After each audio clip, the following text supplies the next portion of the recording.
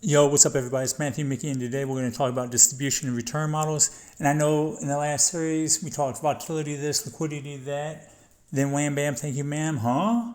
Yo, don't worry fam, I got you. I know you were sleeping or smoking or high in stats class, and every time anybody mentions statistics, you get scared, you pee your pants a little bit. I get it. And I also know that when I did a 20-minute video breaking down statistics, distribution and return models, where to pull the data, how to build the data in Excel, all in 20 minutes using the M2 money supply. That was still too long. So here we go. We're going to do it in 2 minutes and you're going to get it. And bam, just like that, we're good.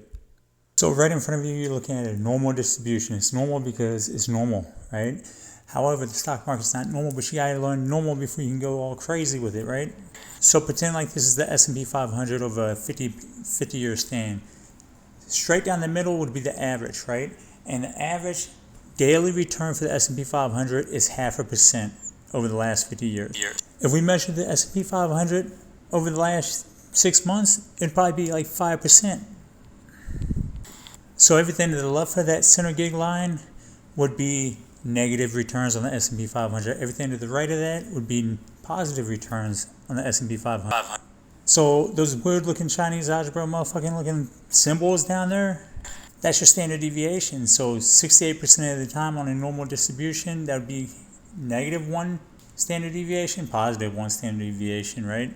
So the blue, purple area, like that represents 1 to 2 standard deviation to the upside or the downside, right? And the green represents 2 to 3 standard deviations to the upside, downside.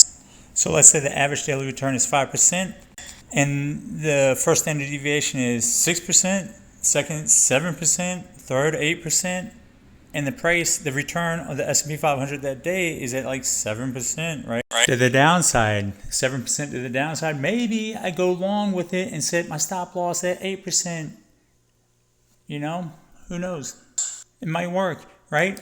But that's the point of distribution and return models, to see is if the move is normal versus abnormal, right? Stay tuned for more complex shit.